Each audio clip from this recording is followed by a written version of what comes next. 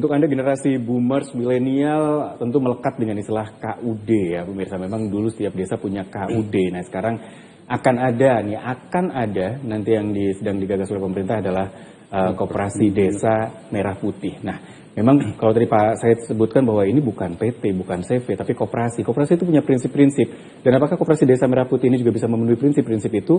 Saya ke Pak Sunan terlebih dahulu. Pak Sunan mungkin bisa menjelaskan gitu ya. Koperasi ini kan bukan bank, bukan perusahaan gitu ya. Apakah Pak Sunan melihat bahwa Koperasi Desa Merah Putih ini sudah cukup proper untuk dibentuk nantinya? Iya, kita harus melihat pada kebutuhan yang sesungguhnya. Di antaranya adalah yang paling sederhana saja, Mas, tentang ketersediaan sumber daya manusia. SDM ini kalau kita langsung sekarang ditunjuk, mungkin masyarakat banyak yang masih belum siap karena butuh pengalaman, butuh pelatihan.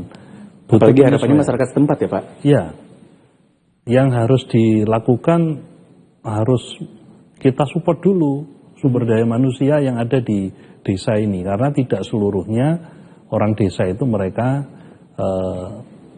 ahli atau mereka terbiasa dengan produk-produk keuangan dan lain sebagainya seperti di koperasi. Tetapi kalau tidak segera disiapkan dengan baik, akan berdampak kepada koperasi itu bisa terwujud, tetapi bagaimana kemudian untuk kelanjutannya dari sisi sumber daya manusia saja. Belum lagi bagaimana mengkomunikasikan dengan kebutuhan masyarakat. Kalau kita melihat keinginan untuk mendirikan koperasi desa ini, Koperasi Merah Putih ini, adalah bagaimana potensi desa itu bisa diangkat. Tetapi untuk bisa mengelola sumber daya alam yang kemudian dilakukan secara bersama-sama ini untuk dijadikan satu dengan koperasi, tentunya masih ada yang harus diselesaikan dulu, yaitu masalah BUMDes, BUMDes yang sudah jalan, BUMDes yang tidak jalan. Ini juga harus diselesaikan dulu karena ada kemiripan sebenarnya di dalam pola pekerjaan mereka di dalam mengelola keuangan di tingkatan desa ini. Ditambah lagi pola pengelolaan struktur di koperasi. Siapa yang menjadi anggota? Apakah hanya masyarakat desa itu saja? Kemudian penyediaan modal itu dari mana?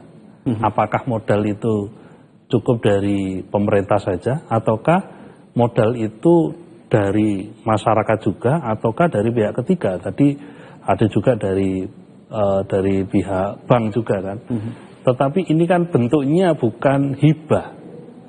Bentuknya bukan hibah. Kalau mereka harus melakukan pembayaran keuangan ini dengan baik, maka tahun berikutnya bisa jalan untuk dikembangkan lagi. Tetapi masalahnya sumber daya manusianya masih perlu untuk dilatih dulu. Bagaimana mengelola laporan keuangan, bagaimana membuat pemasaran koperasi, bagaimana mengajak orang untuk aktif di koperasi. Belum lagi bentuk operasinya sendiri belum dipilih. Apakah modelnya seperti koperasi konsumen ataukah koperasi produsen dan lain sebagainya. Ini masih butuh dipilih dulu. Maka dari itu saat ini yang sedang rame-ramenya desa-desa itu menyusun struktur gitu, mereka harus melakukan persiapan-persiapan yang tidak hanya membentuk struktur saja, tetapi sumber daya manusianya juga harus dipilih sesuai dengan kompetensi yang ada. Dan itu rasanya butuh waktu dan butuh seleksi yang jelas gitu ya, untuk bisa ini. Tapi kalau dibayangkan gitu ya, desa ini sudah mendapatkan dana desa, lalu dikelola oleh masyarakat desa setempat. Kepala desa ada yang sukses, bukan tidak ada yang sukses mengembangkan dari dana desanya menjadi kesejahteraan untuk masyarakatnya. Kali ini ditambah lagi dengan adanya koperasi desa. Ini kalau dilihat rasanya masyarakat desa sebenarnya dimanjakan sekali ya. Kalau Mas Tegar ngelihatnya gimana nih? Ini sebenarnya udah jalan tol banget untuk bisa membuat masyarakat sejahtera, atau justru ada halangan nanti di sana? Ada dana desa yang bisa buat BUMDes juga, ada koperasi dengan permodalan, masyarakat akan mudah untuk mengakses, mendapatkan pinjaman misalnya. Gimana nih? Oke, kalau kita lihat arus keuangannya masuk ke desa ini gede. Ya. Kalau gede kan harapannya spillover ekonominya juga gede. Dampaknya kan nanti kita lihat aja dampaknya, uji dampaknya, kajian dampaknya setelah di launching gitu. Katakan tadi kan sempat kita dengar satu koperasi 3 miliar gitu. Betul. Dikembalikan lewat himbara, dikembalikan selama 6 tahun. 6 tahun. 6 tahun kalau kita hitung secara anuitas itu satu bulannya 49 juta sekian. Berarti kan dibulatkan 50 juta. Apa hasil produksi apa di desa yang bisa menggaranti setiap bulan setiap koperasi bisa mengembalikan 50 juta? Atau mungkin nanti dibikin skema-skema yang lain, balance payment dan sebagainya. Itu tadi hitungannya kalau misalkan pakai asumsi kur 6%. Nah ini nggak tahu programnya kayak gimana, ya kan? Satu itu. Yang kedua, dana desa itu kan, dana desa dikelola oleh aparatur desa. Sementara kalau saya baca gitu ya, di beberapa literatur, koperasi ini itu organisasinya disiapkan juga oleh kepala desa. Nah, sementara kalau kita ngomong dari kelembagaannya gitu ya, kepala desa hari ini kan nyalon ya, quote and quote nyalon gitu kan. Nah, ini yang kita takutkan itu adalah terjadi yang namanya fraud, gitu. Jadi penyelewengan dana ini gitu. Nah, kan yang diniatkan dari awal koperasi itu kan untuk mesejahterakan anggotanya. Nah, anggotanya ya berarti orang desanya gitu. Nah, tapi kalau misalkan uang yang masuk ke koperasi terus habis itu karena kelembagaannya juga top down ya ini tuh top down gitu. Sementara kalau koperasi itu bottom up gitu, dibentuk dari grassroots sekali gitu. Nah ini kan prinsip yang berseberangan gitu ya. Mohata dulu saya juga waktu belajar ekonomi koperasi gitu ya, diajarinya ya grassroots, bottom up. Sementara ini top down gitu. Nanti gimana? Nanti RAT-nya gimana? Terus habis itu tata kelolanya gimana gitu, pembagian SHU-nya kayak gimana, siapa yang menikmati SHU terbesar dan sebagainya. Jadi yang saya khawatirkan karena cenderung tidak ada piloting, langsung masif, semuanya bikin gitu. Harusnya kan sebuah program tuh ya piloting dulu, yang berhasil dikaji disebarkan. Bikinlah satu induk koperasi, yang lain studi dulu. Studi nggak apa-apa, nggak langsung 80.000 koperasi, tapi at least ada suksesi-suksesi itu. Nah itu yang pro and cons-nya gitu ya, ketika koperasi Desa Merah Putih ini di launch dengan model skema kayak gini. Sebenarnya ini bagus, sosialis sekali gitu, bagus. Niatnya bagus, tapi eksekusinya mungkin yang menjadi kontroversi gitu. Secara ekonomi pengen spill over, tapi takutnya malah nanti penyelewengan kayak gitu. Kalau dari point of view saya Mas Des. Betul, karena niatnya jelas bagus gitu ya. Kalau kita lihat dari anggaran yang disiapkan, sasaran masyarakat desa, harusnya bisa membuat masyarakat desa memang lebih sejahtera. Tapi apakah memang iya gitu? Karena bayangan-bayangan kegagalan ini juga selalu ada, bahkan dari yang sudah-sudah dari dana desa pun juga ada berapa banyak kepala desa yang bermasalah dengan hukum karena pengelolaan dana desa. Nah, bagaimana nanti dengan koperasi desa ini? Saya masih akan lanjutkan, usai jeda tetap bersama kami di Bincang-Bincang.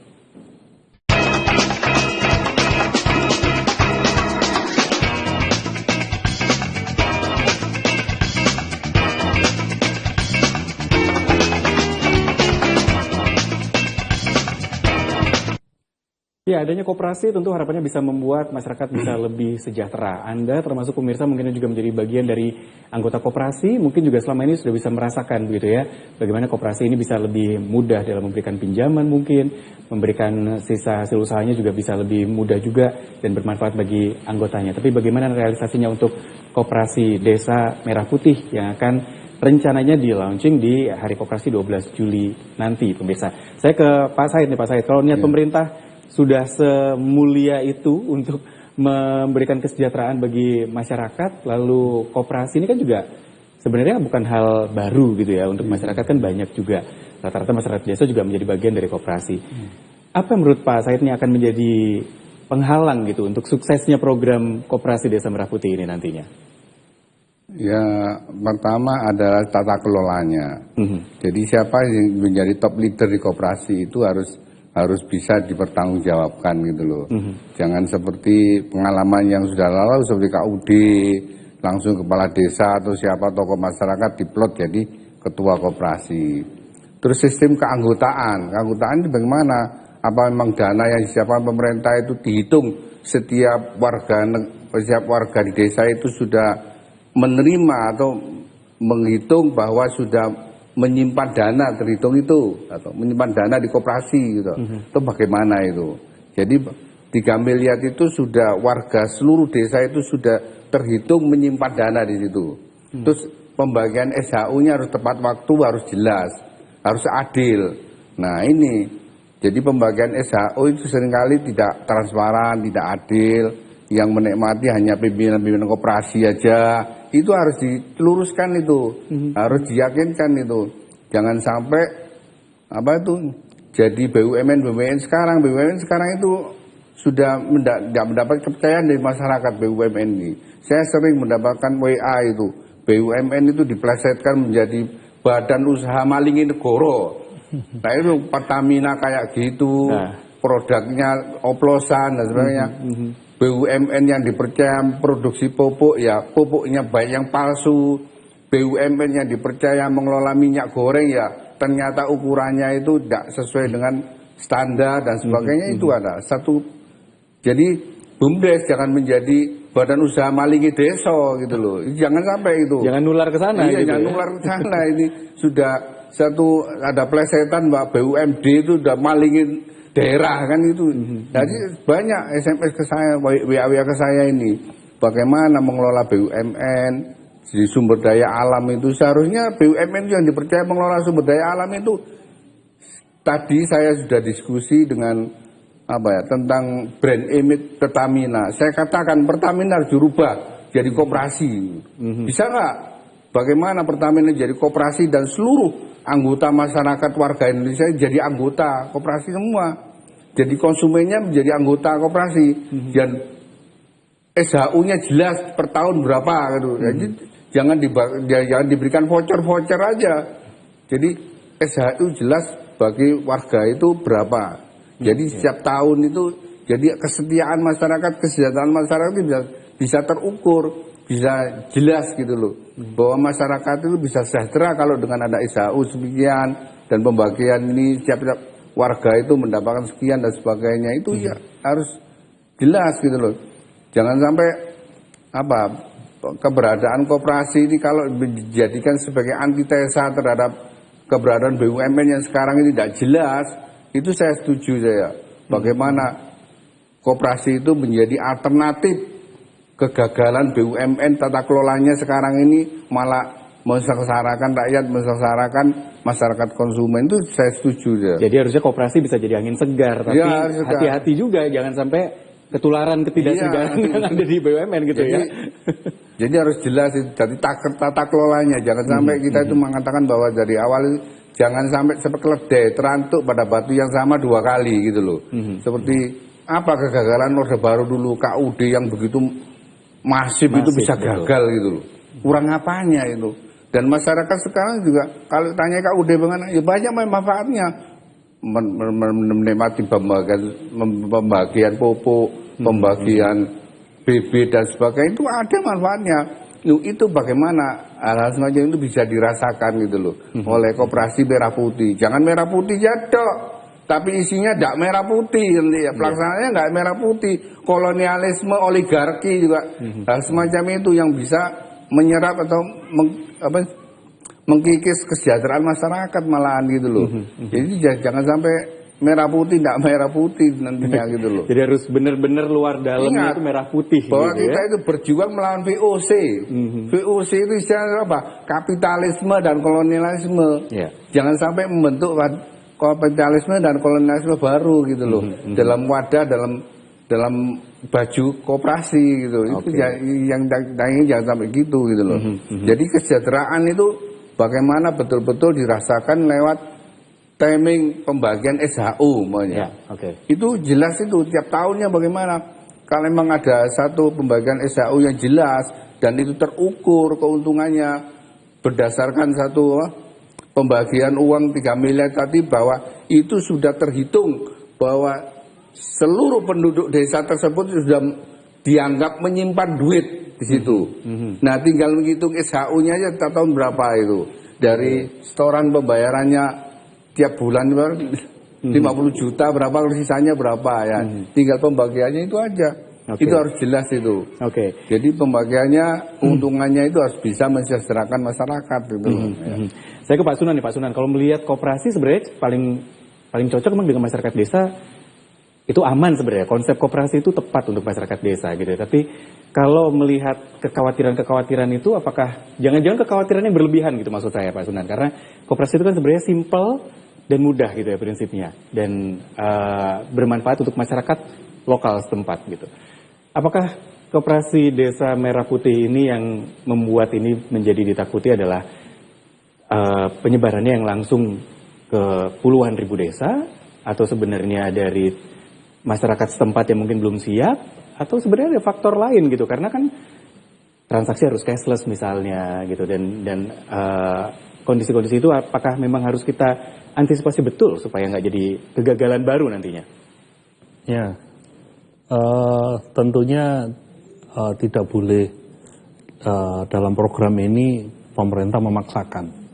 Karena sesungguhnya yang namanya koperasi itu adalah sebuah upaya gotong royong dari seluruh masyarakat untuk mewujudkan kesejahteraan bersama. Yang saat ini menjadi hal yang harus diperhatikan oleh pemerintah, bagaimana membangkitkan semangat gotong royong itu di masyarakat, tidak hanya di desa saja. Saya kira di tingkat kelurahan, di kota, itu juga membutuhkan bagaimana sentuhan dari kebijakan negara untuk bisa kembali lagi menghidupkan pola di dalam membangun kegotong royongan itu, terutama dalam membentuk kesejahteraan. Nah, saya lebih yakin ketika proses pembangunan di desa maupun di tingkatan pemerintahan terkecil, yaitu di kelurahan juga, itu dilaksanakan dengan baik, maka proses pembentukan koperasi ini saya kira bisa berjalan lebih cepat. Tetapi juga harus ada pendampingan dari pemerintah. Pemerintah tidak boleh menyerahkan itu hanya kepada Kementerian Koperasi saja, tetapi juga harus melibatkan dari pihak-pihak yang lain untuk bisa mempercepat bagaimana program pemerintah itu bisa berjalan dengan baik, terutama berdirinya koperasi. Kemudian ada lagi yang harus dilakukan. Kalau sumber daya alam di desa itu sudah terkelola dengan baik, masyarakat sudah berjalan dengan baik, yang harus dibantu koperasi itu adalah memfasilitasi bagaimana memasarkan produk ini bisa berjalan. Sebisa mungkin koperasi ini antar koperasi yang lain itu tidak boleh saling meniru, tetapi mereka memiliki karakter tersendiri. Yang satu dia memiliki keahlian di bidang apa, di koperasi yang lain juga memiliki keahlian di bidang apa. Maka di sini akan terjadi yang namanya bagaimana terjadi pertukaran produk, pertukaran barang dari desa, dari satu desa ke desa yang lain, dari kelurahan ke desa yang lain dan seterusnya. Jadi saya kira bisa berjalan. Tetapi kalau disebarkan saja ya seperti kita menyebar benih. Kita menyebar benih, yang tukul yang mana, yang enggak yang mana, itu random aja gitu ya, jadinya ya. Itu sangat berbahaya sekali. Bahkan tidak bisa diukur keberhasilan dari program koperasi seperti ini adalah memiliki keberhasilan yang masif. Jadi sebenarnya memang cukup baik gitu ya, tapi harus banyak hal yang harus diperhatikan secara detail sebenarnya supaya program besar ini yang juga menyangkut akan menyentuh masyarakat desa di puluhan ribu desa di Indonesia bisa memang berjalan efektif, tidak hanya sekedar menyebar benih dan membiarkan mana yang tumbuh, mana yang tidak gitu ya. Usai jeda kami kembali dengan lanjutan bincang-bincang hari ini pemirsa, kami akan segera kembali saat lagi.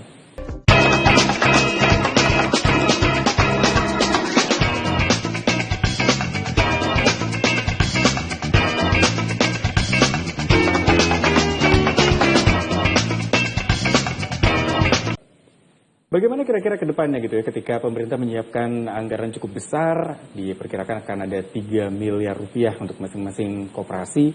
Dan ini ada puluhan ribu, 70 sampai 80 ribu koperasi desa Merah Putih. Ada kabar juga bahwa ini nantinya seluruh transaksi akan dilakukan secara cashless. Sebenarnya apa sisi positif negatifnya dari yang direncanakan ini? Saya ke Mas Tegar deh. Mas Tegar kan juga punya pengalaman, tadi sempat menyebut juga membangun koperasi itu nggak mudah gitu ya. Dengan sistem cashless, dengan anggaran 3 miliar yang mungkin disiapkan setiap koperasi, dengan niat baik itu tadi gitu ya. Sebenarnya apa nih yang bisa menjadi sukses kunci suksesnya gitu? Karena kan membangun koperasi sebenarnya butuh satu visi misi dari setiap masyarakat desa itu gitu ya. Sebenarnya ini top down prinsipnya. Gimana Mas? Ya, kita coba mundur sedikit gitu ya. Selain 3 miliar ini fundingnya juga dari APBN. APBN, APBD plus BUMDes. Melalui himbara. Ya, melalui himbara gitu ya. Nanti gimana distribusinya dan sebagainya, apakah bankable atau enggak. Kita kalau ngomong desa itu tantangannya itu enggak bankable. Maka hadirnya koperasi itu sebenarnya tonggak yang baik untuk membuat atau merubah satu sektor yang tadinya tidak bankable, artinya tidak bisa mengajukan pembiayaan ke bank, tidak bisa ekspor, tidak bisa perdagangan dalam skala besar. Kalau misalkan perorangan, maka dibentuk koperasi ini jadi bisa memungkinkan. Makanya kalau di bank itu kan ada 2 produk ke koperasi ya. Satunya sifatnya channeling, satunya executing. Channeling itu bank ngasih uang ke koperasi yang ngelola. Koperasi ngelola, berarti koperasinya sanggup mengelola. Ya. Yang kedua executing, dari bank langsung ke anggota koperasi. Nah berarti kan koperasinya dilewatin, gitu kan. Nah itu satu hal positifnya kayak gitu. Ketika koperasi desa ini beneran ada gitu, dan saya berharapnya ini piloting gitu, nggak masif langsung gitu ya, karena ya nggak tahu ketimpangan dan sebagainya gitu. Dan kalau misalkan kita dilihat, kan salah satu tujuan dibentuknya koperasi Merah Putih ini adalah perluasan kesempatan kerja, dibukanya lapangan kerja baru, ya kan. Nah, make sense ketika secara teori sebuah usaha diberikan injek modal kerja, maka secara teori kapasitas produksinya akan membesar. Kapasitas produksinya membesar membutuhkan orang yang kerja lebih banyak, lapangan kerjanya terbuka di situ. Nah, tapi jika ini tidak dikelola dengan baik, kembali lagi tidak dikelola dengan baik, terus tadi itu uangnya dari APBN, APBD, berarti yang bisa turun ke bawah kan levelnya level atas KPK, BPK, karena ada APBN yang ada di situ. Bagaimana itu? Apakah nanti cenderung koperasi yang sudah eksis, yang sudah bagus, sudah baik, ketika dipaksa, ya quote and quote dipaksa untuk jadi Merah Putih, karena kalau nggak Merah Putih nanti misalkan political will, ya tone of the talk-nya ngomong akan disangkuti misalkan, yaitu dia akan nggak mau, karena apa? Karena yang mereka nggak lagi dinas koperasi, tapi sampai atas. Gitu. Nah, belum lagi tadi sama Pak Sunan sempat ngobrol Jawa sama luar Jawa kan timpangnya luar biasa. Nah cerita saya pulang dari Kalimantan gitu ya, komoditas banyak di Kalimantan Tengah gitu ya. Di sana itu tidak bisa ekspor karena tidak ada badan usahanya. KUPS itu badan usaha pengelola hutan itu tidak cukup, maka dibentuk koperasi. Tantangannya adalah masyarakat sana itu tidak paham gimana koperasi ini bekerja. Akhirnya apa? Diimporlah tenaga kerja dari luar desanya. Ini nggak nyelesain masalah, konflik malahan. Konflik sosial. Lah ini ada uang kok yang ngelola bukan kita. Trust issue dong. Trust issue.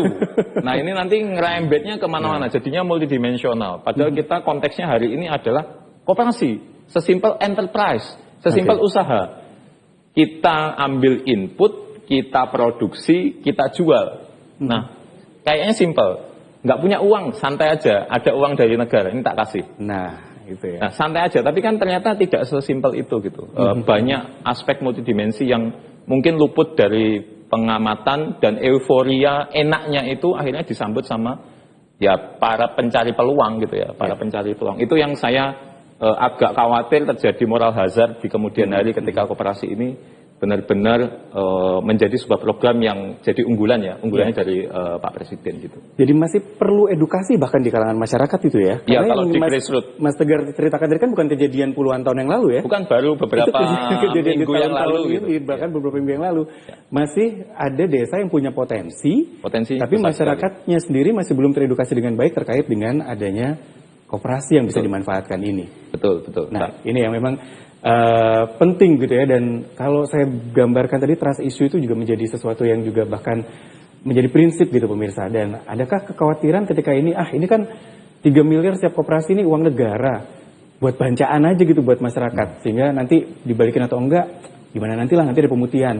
KUR aja ada pemutihan juga kemarin. Nah, nanti kita akan bahas lagi usai jeda pemirsa, kami akan segera kembali.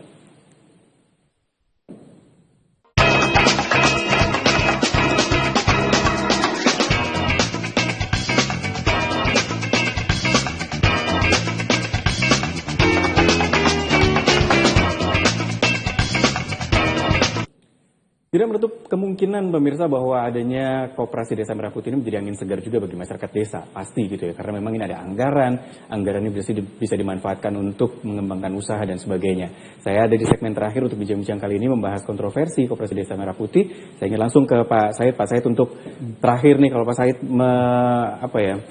mungkin menganggap masyarakat atau berpesan kepada warga gitu ya, ketika ada kesempatan, ini kan ada anggaran dari pemerintah, kesempatan untuk dimanfaatkan. Sebenarnya masyarakat harus merespon dengan apa, Pak? Ya, hadirnya dana itu harus transparan, pembagiannya harus jelas untuk apa gitu loh. Apa itu dibagi setiap warga atau disimpan untuk koperasi dan siapa yang pengelolanya, dan itu harus jelas. Jangan sampai pengelolaannya itu tidak dipercaya oleh masyarakat, itu jangan sampai. Ini nanti ada kekhawatiran Mbak, nanti ada yang dapat, ada yang enggak, malah rame nanti di masyarakat. Lalu harus yang adil ya, asas koperasi harus diterapkan di situ ujiannya.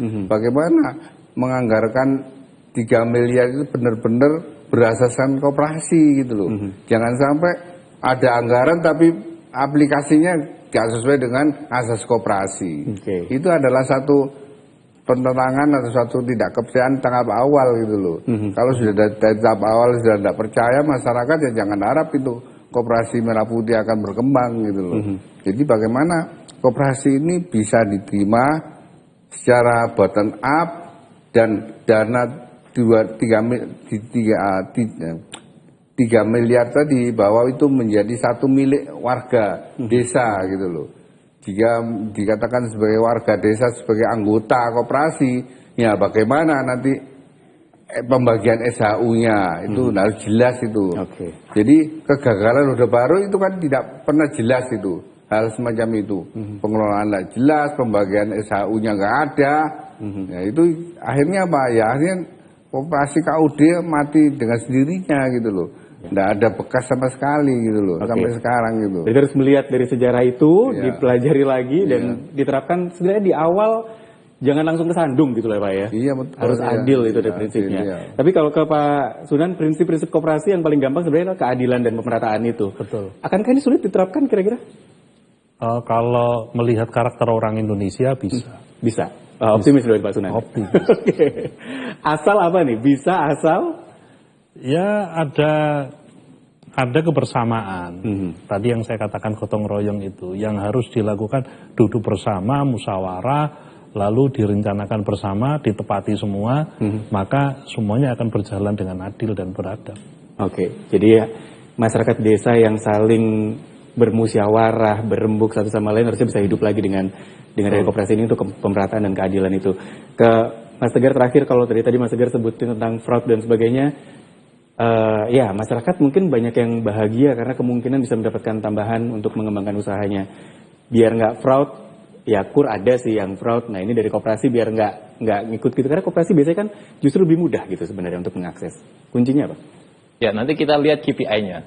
KPI, standar, prosedur yang disosialisasikan atau diseminasikan oleh pemerintah. Selama ini kan belum ada. Mudah-mudahan ada ya. Ya, kalau nggak ada ya udah selesai, itu kayak game aja gitu.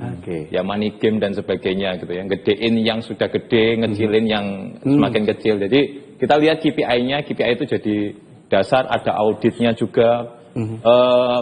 badan pengawas koperasinya beneran turun gitu ya. Terus semuanya dibikin nggak formalitas gitu ya, bisnisnya ada. Ya kita coba optimis di situ. Kalau nggak ada itu semua ya ini cuman konsep aja. Dan pesan untuk warga yang mungkin nanti bisa mengakses dana di koperasi desa ini? Ya harus ada screening KYC-nya. Jadi nggak semua bisa, karena ini untuk desa nggak serta-merta semuanya bisa dapat. Karena asas profesionalitas dalam tata kelola koperasinya juga dijalankan. KYC, know your customer. Assessment dan sebagainya harus dijalankan. Supaya apa? Supaya repayment-nya ada. Kalau repayment-nya nggak ada, nanti koperasinya baliknya gimana?